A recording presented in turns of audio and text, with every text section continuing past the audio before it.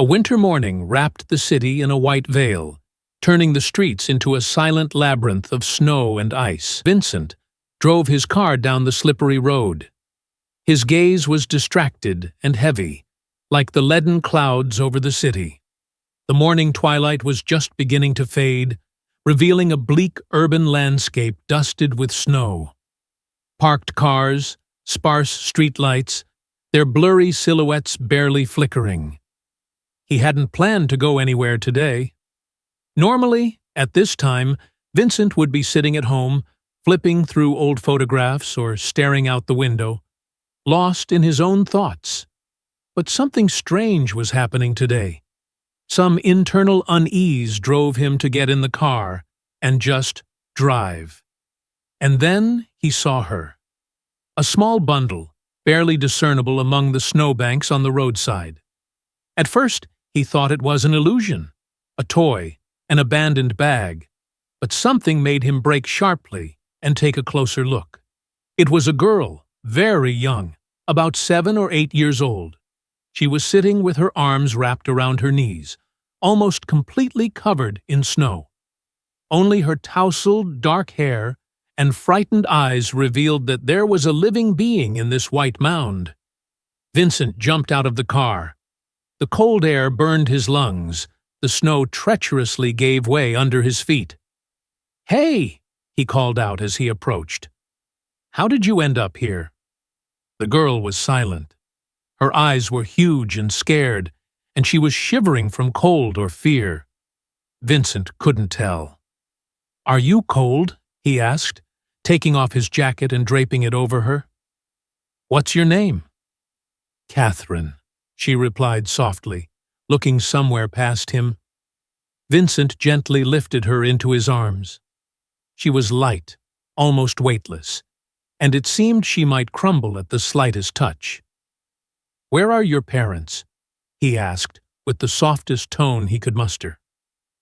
Catherine remained silent, her gaze growing even more distant. Vincent understood. Something was happening with the girl. Something serious.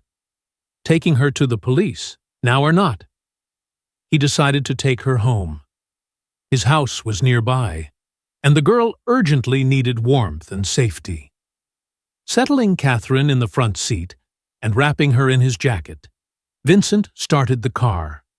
Something inside him, some completely new and unfamiliar feeling of responsibility, suggested that something important was beginning now. It seemed that as they arrived at his home, Catherine curiously observed the wintry city through the window, covered in white snow, while the lights of the houses twinkled like stars in the night sky. Outside the car, the world looked like a fairy tale, but inside, Catherine was still filled with many anxieties and doubts. "Is this your home?"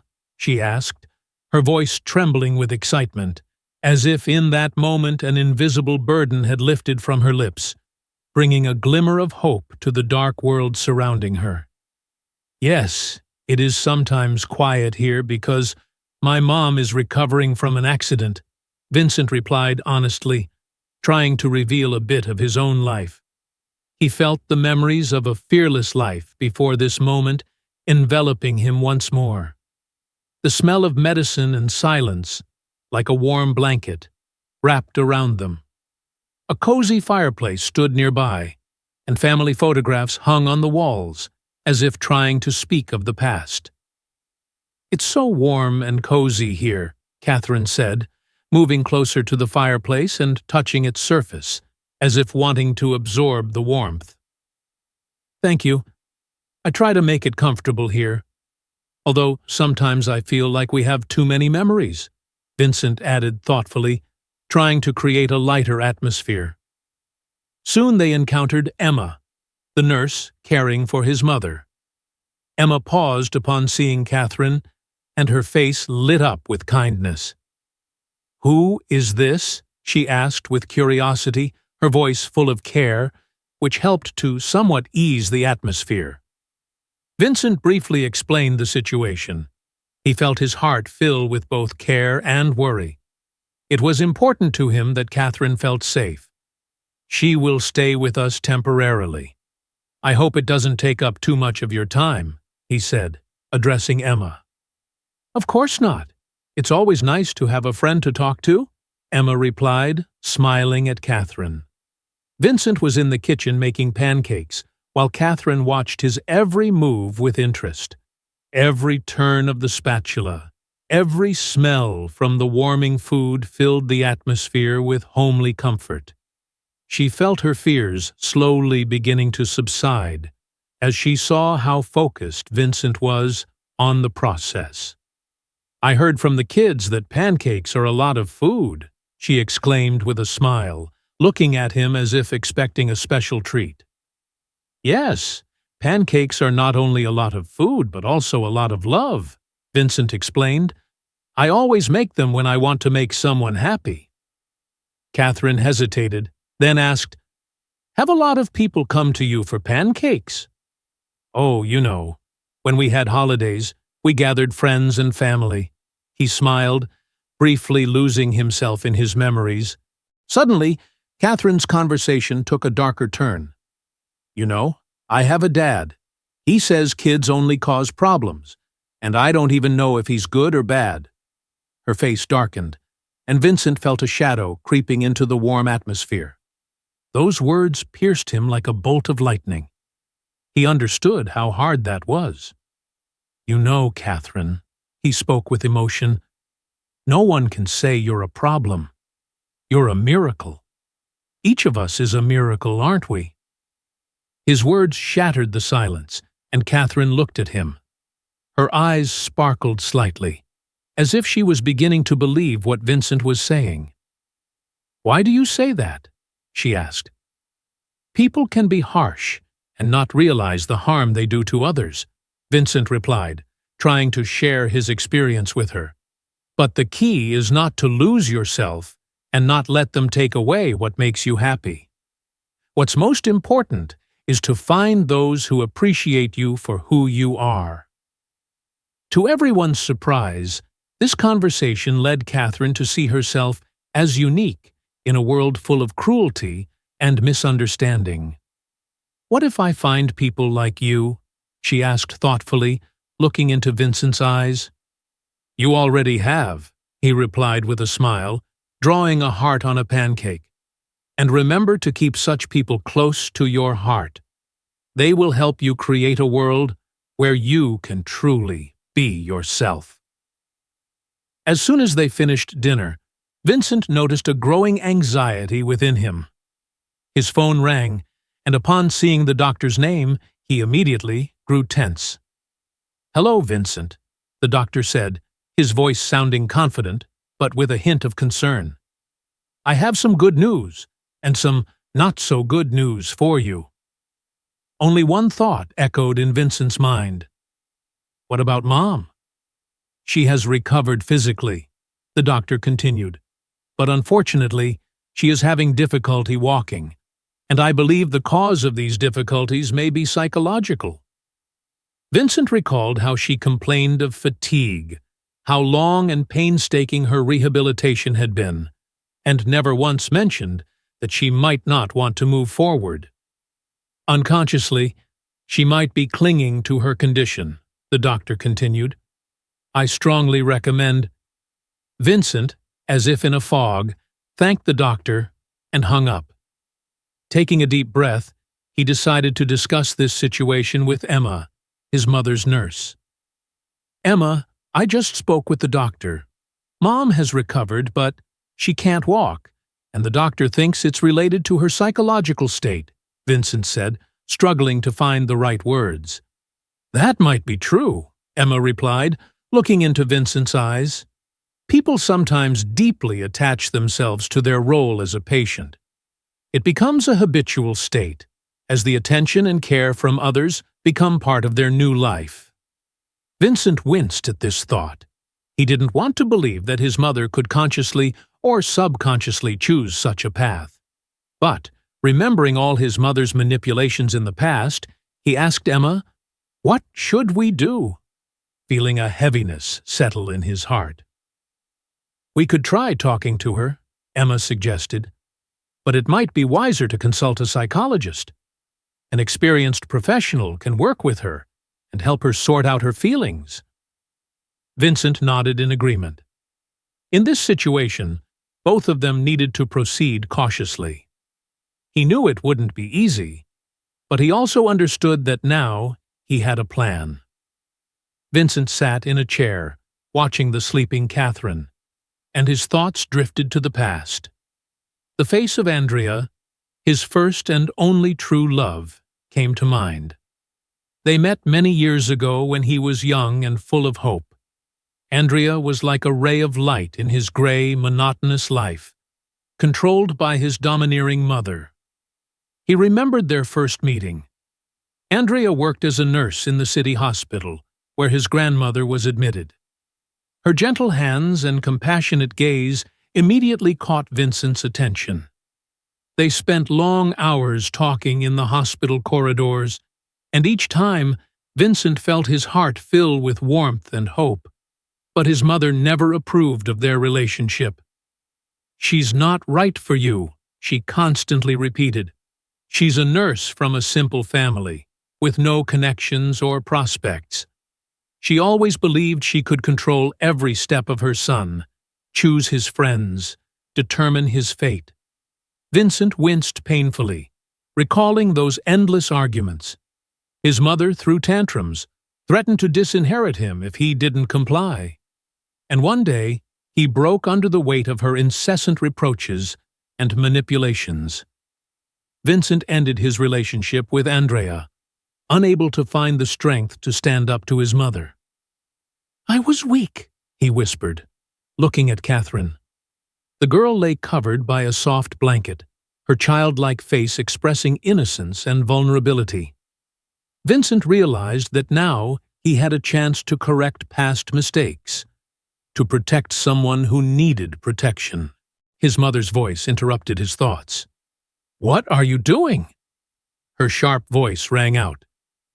"What girl have you brought home? Are you out of your mind?" "Mom," Vincent began calmly, "I can't leave a child alone. She needs help." "Your help?" His mother laughed sarcastically. "You don't know how to help. You can't even manage your own life." Her words cut deeply, but Vincent felt a new strength, a sense of responsibility for another person. "Catherine will stay with me," he said firmly.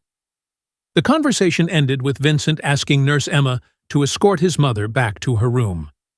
He took a deep breath, realizing he had just taken the first step towards independence. Vincent approached the sleeping Catherine, adjusted the blanket, and thought about how fate had oddly brought them together.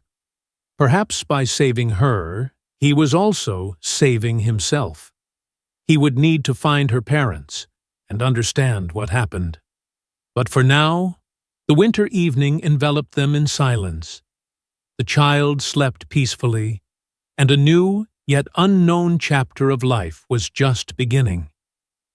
The winter light barely penetrated through the thick curtains of Vincent's apartment. Catherine, still frightened and exhausted, quietly slept on the couch, covered with a soft blanket. "Good morning, Katie. Are you hungry?" The girl nodded, still unable to say much. Vincent understood. She needed time, security, and care, things he himself was deprived of in childhood. He began to prepare breakfast, occasionally glancing at Catherine. His mind was swarming with thoughts: how to find her parents, how to protect her, how to ensure her safety. He didn't have all the answers, but was willing to find them. For Catherine, for himself, for a new life. Catherine, curled up on the couch, was shaking all over. Her little fingers clutched the edge of the blanket tightly. Vincent carefully sat down next to her, trying not to frighten the girl. "Katie," he called softly, "can you tell me what happened?" At first, she was silent, only barely flinching. Then the words flowed like a river. "Mom was crying, and then—" The girl's voice broke off. Vincent felt something tighten inside him. He saw the fear in the child's eyes, the same crushing, paralyzing fear he once had in his own. "No one will hurt you anymore," Vincent said firmly. "I promise." He handed Catherine a glass of water, and as she took small sips, he noticed the bruises on her wrists, barely visible, but telling signs of domestic violence. "I need to find your mom," he said quietly. "Do you know where she might be?" Catherine lowered her eyes, as if afraid to even remember. "Mom works as a nurse in the city hospital." Vincent realized this was his first real chance to find out something. He decided to act immediately. There's no time to lose when a child is in danger. He planned to go to the hospital to find Catherine's mother. Every conversation at the hospital was a struggle. The bureaucratic machine moved slowly. "I have a child who needs protection," Vincent repeated again and again. Finally, a disturbing picture began to emerge. Andrea, Catherine's mother, did work as a nurse, but had recently resigned. According to unofficial information, her husband, Paul, had been exerting severe pressure. Having received Andrea's number, Vincent headed home to contact her. Upon returning, the situation was on the verge of explosion. Emma watched the unfolding events with fright, while his mother held Catherine by the hand. "I wasn't pretending," she exclaimed when Vincent entered the room. Her voice was full of emotion. "Mom, calm down," Vincent urged, trying to keep his voice steady despite the growing turmoil inside him. "What happened? Emma said that you think I use my problems?" Tears shimmered in her eyes, held back, but rage was clearly brewing around her. "I can't go back to my old life, and no one has the right to say I'm not suffering." "Enough!" he shouted, feeling a storm brewing inside him. "Emma, calm her down. Give her a sedative. I won't fall for your manipulations anymore, Mom. Let Catherine go," Vincent said. He sat beside Catherine, who clung to his hand, trembling. He felt her fear and wanted to protect her more than ever. "Don't be afraid. We will find a way to make you feel safe," he promised, gently stroking her hair and creating a comforting atmosphere around her. Catherine looked at him with hope, and understanding flashed in her eyes. She realized she had someone who could and wanted to help her. "Can you help me, Vincent?" she asked quietly, full of expectation. "Always, Catherine," he replied confidently, feeling his own resolve strengthen with each request for help. Gathering his thoughts, Vincent called Catherine's mother using the number given to him at the hospital. She was outraged that a stranger had taken her little daughter to an unknown place. "Speak to your mom," Vincent said to Catherine, handing her the phone. The girl, with slightly trembling hands, took the phone and began to talk to her mother. Catherine shyly explained that Vincent had saved her, fed her, and provided protection. Her voice sounded uncertain, and her fears and hopes surfaced during the conversation. A couple of hours later, there was a knock at the door. His heart beat faster with anticipation. When he opened the door, a familiar figure stood before him. It was her, Andrea. Time seemed to stand still. Her brown eyes, always full of life, looked at him with surprise. He couldn't believe it. This was his true love from his youth. All the memories of carefree days spent together suddenly flooded over him, bringing both joy and sadness. "Vincent," she said. Her voice was shaky, as if she was trying to comprehend what was happening. Andrea couldn't look away. Shock engulfed them both. Catherine stood between them, her eyes wide with astonishment. "Mom!" she exclaimed, rushing to Andrea. The warmth and love that filled her little heart were so sincere that Vincent felt his own heart respond to the moment. Tears of joy and relief streamed down Andrea's cheeks. She looked at her daughter with such tenderness that time momentarily stopped. Vincent understood that at that moment, The three of them became part of something greater than just a meeting. "You found her," Andrea said to Vincent, with gratitude and tears in her eyes. "I searched everywhere." Vincent struggled to find words to respond.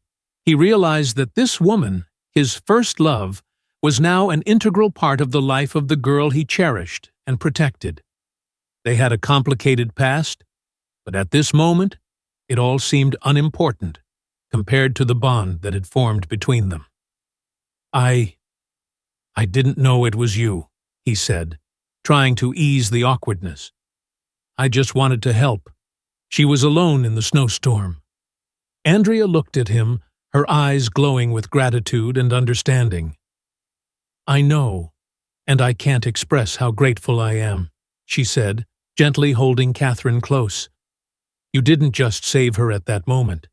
You became someone she could trust." Memories of old feelings resurfaced in Vincent, and he felt something stir inside him.